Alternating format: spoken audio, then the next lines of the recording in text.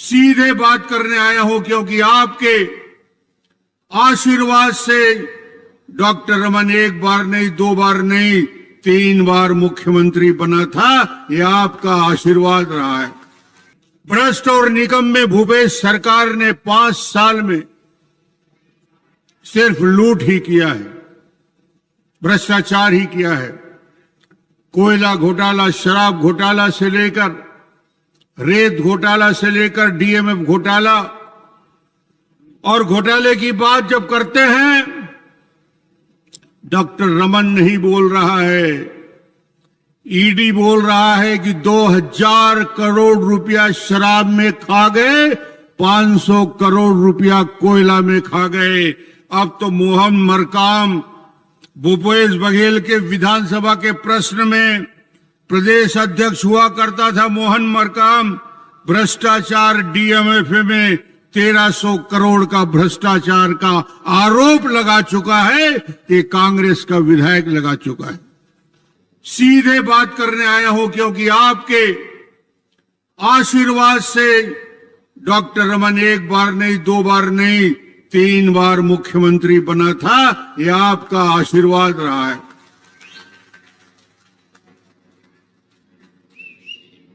आपके साथ कंधे से कंधे मिला के बस्तर के विकास की कल्पना को साकार करने का काम किया है। बस्तर के कुछ मुद्दे थे जो 2003 में मुख्यमंत्री बनने के पहले बस्तर की सबसे बड़ी समस्या थी।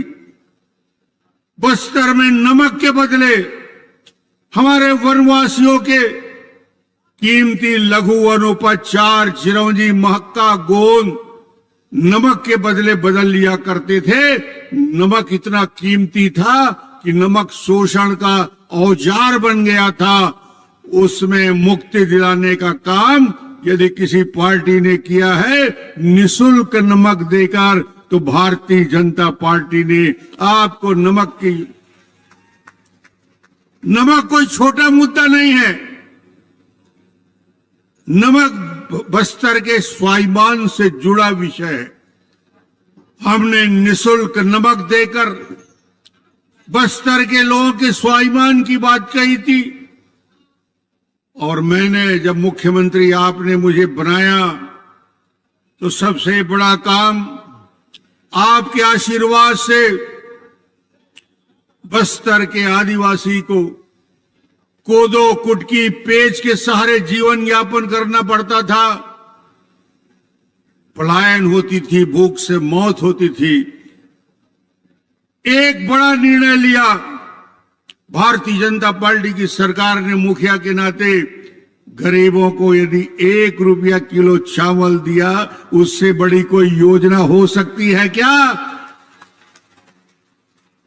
आपकी तालियां बता रही है कि छत्तीसगढ़ में पलायन को रोकने के लिए, गरीबों के जीवन में परिवर्तन लाने के लिए 1 रुपया किलो चावल और नमक की योजना, चना की योजना भारतीय जनता पार्टी ने शुरू किया।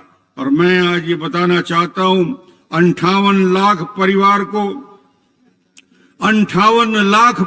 को 1 रुपया किलो चावल देने की योजना शुरू की।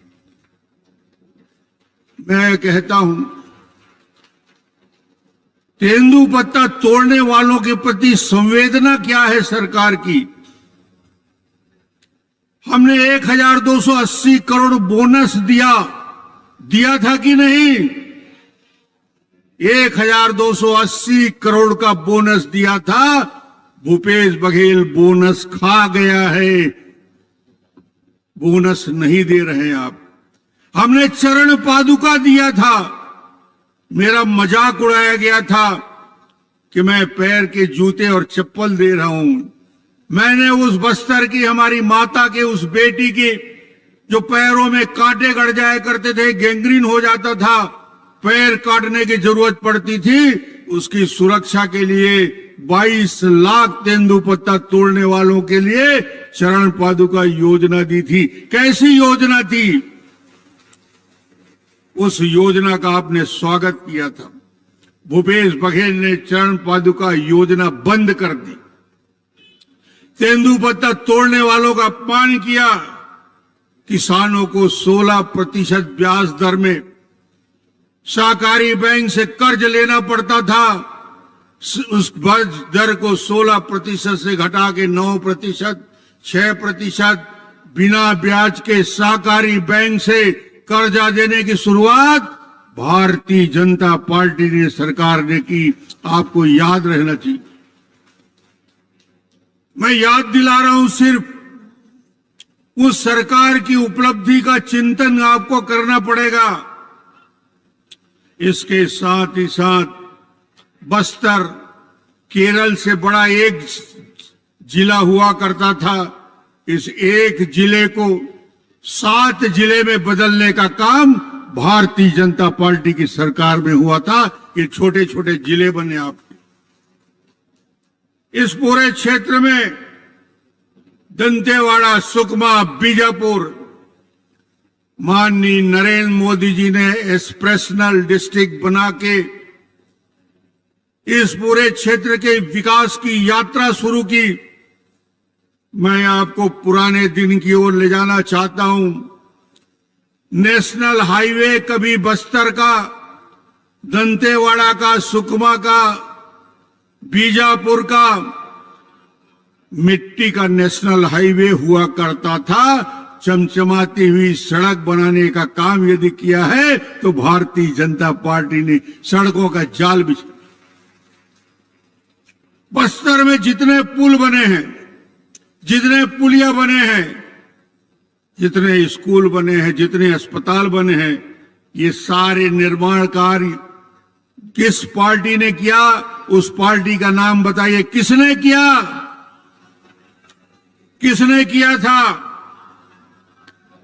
आपसे प्रश्न करना चाहता हूं, यहां के दंतेवाड़ा के, बीजापुर के, सुकमा के कलेक्टेड भवन को किसने बनाया?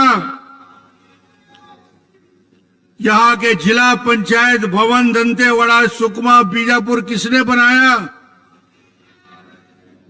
इस पूरे क्षेत्र में सड़कों के जाल बिछाने के साथ साथ 75 लाख बच्चों के रहने के लिए पोटा केबिन का निर्माण किया। 75 लाख बच्चों की व्यवस्था, 75,000 बच्चों की व्यवस्था की तो भारतीय जनता पार्टी की सरकार ने।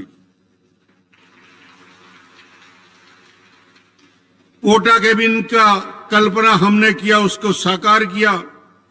अब एक प्रश्न दंतेवाड़ा वालों से पूछूंगा, जवांगा वालों से पूछूंगा, दंतेवाड़ा के युवा शक्ति से पूछूंगा, हिंदुस्तान और दुनिया को अचंभित करने वाला 100 बिस्तर का एजुकेशन हब जवांगा में बनाने का काम किस पार्टी ने किया? जवांगा में एजुकेशन हब बनता है 100 करोड़ से लागत का। छूलो आसमान योजना शुरू होती है बस्तर में भारतीय जनता पार्टी के कार्यकाल में। और तो और दंतेश्वरी माता के परिसर का, दंतेवाड़ा में मां दंतेश्वरी के परिसर का सौंदर्यीकरण कब हुआ? जब भारतीय जनता पार्टी की छत्तीसगढ़ में सरकार बनी तो मां दंतेश्वरी के मंदिर के सौंदर्यीकरण का काम हुआ। मध्य प्रदेश से अलग होने के बाद 20% आरक्षण हो गया था छत्तीसगढ़ का। उस 20% आरक्षण को 32% करने का काम यदि किसी ने किया है तो भारतीय जनता पार्टी ने किया है। मैं याद दिलाना चाहता हूं बस्तर के लोगों को, दंतेवाड़ा, सुकमा, बीजापुर के लोग